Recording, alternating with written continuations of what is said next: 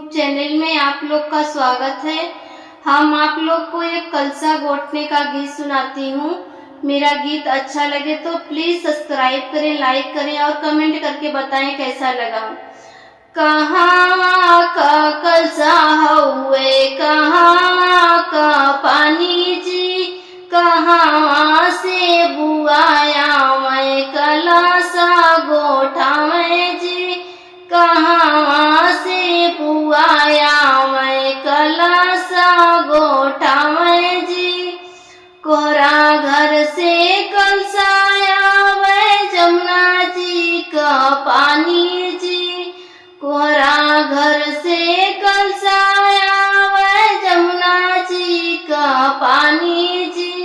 ससुरे से बुआया मैं कलसा गोठा में जी, ससुरे से बुआया मैं कलसा गोठा में जी।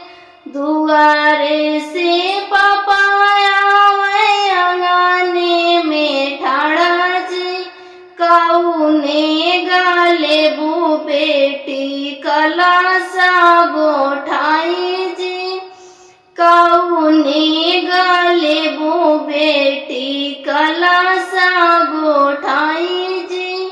साड़ी ले बैसाया ले बैसिटा लगवाई जी, सोने का चैन ले बै कलसा गोठाई जी, सोने का चैन ले बै कलसा गोठाई जी।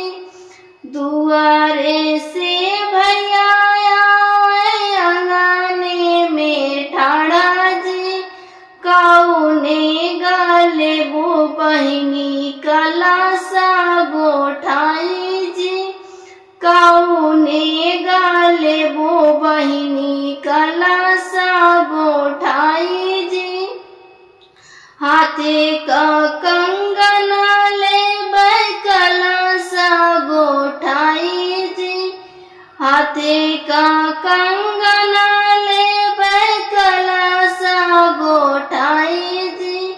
कहाँ का कलसा हुए, कहाँ का पानी जी, कहाँ से बुआया मैं कलसा गोठा में जी, कहाँ से बुआया मैं कलसा गोठा में जी। जुग जुग जी हरियाला बना पीली पगड़िया वाला, जुग जुग जी हरियाला बना पीली पगड़िया वाला।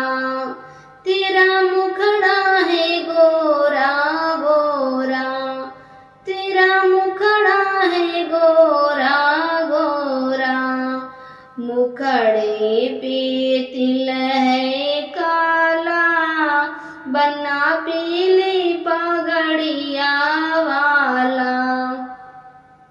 मुखड़े पे तिल है काला बना पीली पगड़िया वाला।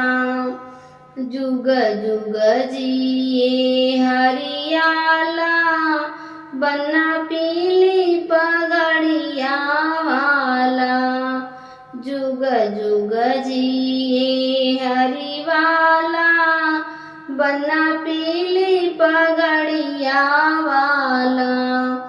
तेरे माथे पे चंदन का टीका, तेरे माथे पे चंदन का टीका, गले फूलों की शोभे माला, गले फूलों की शोभे माला, बना पीली पगड़िया वाला।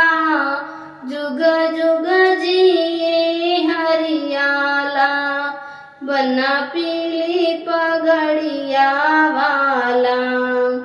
बना चला है घोड़ी चढ़ के, बना चढ़ा है घोड़ी चढ़ के, बनने का भेष निराला, बनने का भेष निराला, बनना पीली पगड़िया वाला। जुग जुग जिए हरियाला, बनना पीली पगड़िया वाला। बनना जुग जुग जिए हरियाला, बनना पीली पगड़िया वाला। तेरी आँखों में बन्नी बसी है, तेरी आँखों में बन्नी बसी है। बन्नी ने जादू डाला, बनना पीली पगड़िया वाला। बन्नी ने जादू डाला, बनना पीली पगड़िया वाला। जुग जुग जिए हरि वाला, बनना पीली पगड़िया वाला। घर आंगन में बाजे बधाई, घर आंगन में बाजे बधाई। खुशियों ने डेरा डाला, बनना पीली पगड़िया वाला। खुशियों ने डेरा डाला, बनना पीली पगड़िया वाला। जुग जुग जिए हरियाला, बनना पीली पगड़िया वाला। मेरा बनना गीत अच्छा लगा हो तो प्लीज सब्सक्राइब करें, लाइक करें और कमेंट करके बताएं कैसा लगा।